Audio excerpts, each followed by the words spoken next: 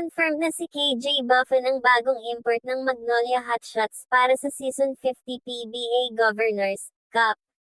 Si Kenyon Joseph KJ Buffon na may 6'6" na wing forward, 235 pounds at 26 years old, na inaasahang sumali na sa Magnolia practice ng Tuesday.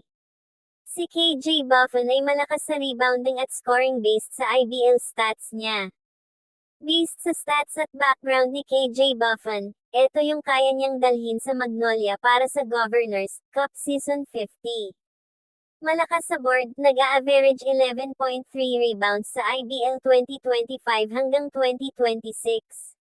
Pwede mag-cover ng butas sa rebounding ng Magnolia pag importless sila. Sa scoring, nag-a-average siya ng 21.5 points per game sa Indonesia. May kaya mag-create ng sariling tira, di lang puro putback. Kayang mag-guard ng 3 to 4 positions, bagay sa switching defense ni Coach L.A. Tenorio.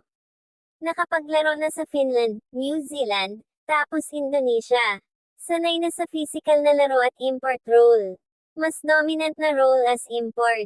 Makakatulong siya Magnolia bilang second option kay Jerem Lastimosa at kapag double team si Paul Lee, si KJ Buffon yung safety valve na kayang mag-score. Sa rebound at depensa nakasama si Zav Lucero sa frontcourt, solid na rebounding duo. Mahihirapan kalaban mag-second chance points. Sa transition game nila, athletic si KJ Buffon, pwede tumakbo. Fit sa run and gun pag nakuha ang rebound. Si KJ Buffon ay magkakaroon ng malaking epekto sa koponan ng Magnolia Hotshots Governors Cup Season 50.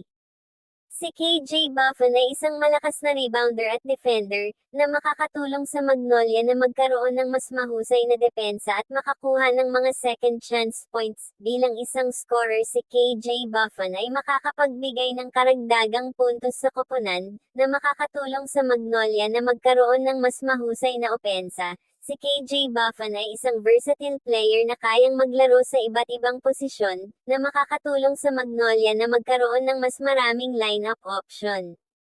Bilang isang bagong import, si KJ Buffon ay maaring magkaroon ng adjustment period sa sistema ng koponan at sa mga kasama sa team.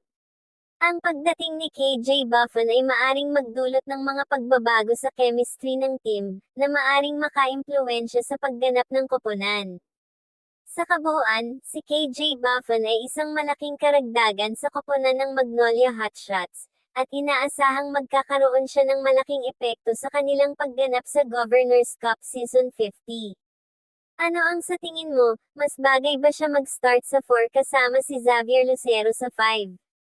O gusto mo siya sa 3 para mas mabilis ang lineup?